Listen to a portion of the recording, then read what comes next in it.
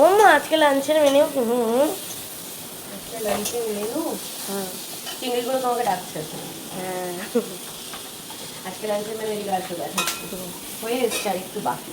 এখানে হচ্ছে এই যে গরম গরম ভাত, যেটা তোমার সমানটি করে রেখে গেছে। তোমার গালটা এত লাল কেন?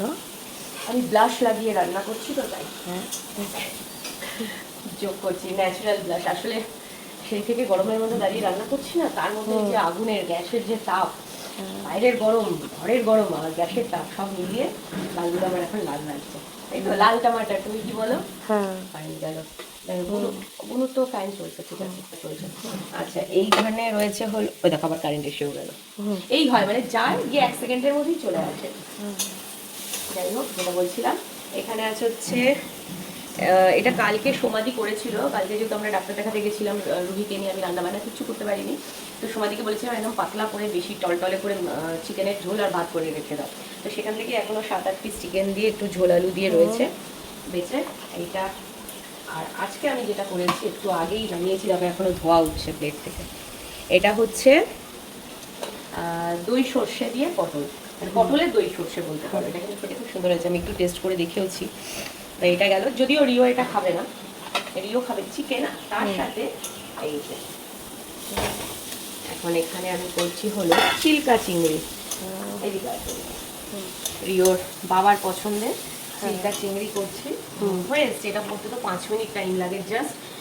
তো 5 মিনিটের মধ্যে রান্না কমপ্লিট হয়ে যাবে, তারপরে যাবো স্নান করবো, পুজো দেবো।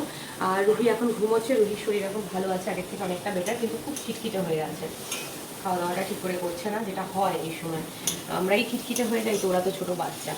এই হলো আজকে অনেক দিন পর তোমাদের সাথে লাঞ্চ মেনু শেয়ার করলাম, ঠিক আছে। ঘেমে চান করে একাকার অবস্থা, প্লিজ ইগনোর করে যাও। আমি এমনি সময় ঘামি, তো এখন তো ছেড়েই দাও, মাত্রা অতিরিক্ত। তো আজকে অনেকদিন পর লাঞ্চ মেনু শেয়ার করলাম। এখন তো রিও গরমের ছুটিতে, রিও বাড়িতেই আছে। রিও বললো মামা কি রান্না করছো আজকে, একটু ভিডিও করবো। আমি করো, তোমার ইচ্ছা হয়েছে করো, অনেকদিন করা হয় না। আর সত্যি কথা বলতে অনেকদিন আমি রান্না বান্না থেকেও দূরে রয়েছি, সমাধি যা পারে করে দিয়ে গেছে। কারণ লাস্ট 1 সপ্তাহ ধরে আমার শরীরটা ভালো না, ঠান্ডা লেগে আমার ভাইরাল ফিভার হয়েছিল। এবার তারপরে আবার রুহির 2 দিন ধরে, সব মিলিয়ে ওই এক তরকারি ভাতই আমরা খাচ্ছিলাম। আজকে একটু এনার্জি পেয়েছি, আর যখনই এনার্জি পাই আমার রান্না করতে খুব ভালোও লাগে, সেজন্য আমি রান্নাঘরে চলেও এসেছি। আর ভালো, চলো তোমাদের সাথেও শেয়ার করি, রিও যখন বলছে। আমাদের লাঞ্চ মেনু তো তোমাদের দেখিয়ে দিলাম। তোমাদের লাঞ্চ মেনু কি অবশ্যই কমেন্ট করে জানিও। আর কারা আমার মতো এরকম শর্টকাট রান্না করে বলো, কিন্তু যারা মানে 5 মিনিটে রান্না হয়ে যায়। কারণ এই গরমে ঘন্টার পর ঘন্টা রান্নাঘরে দাঁড়াতে পারবো না ভাই, যাই বলে আর তাই বলে। ভালো মন্দ খাবো, কিন্তু যত শর্টকাটে করা যায় সেরকম, এটাই হলো কথা। চলো টাটা।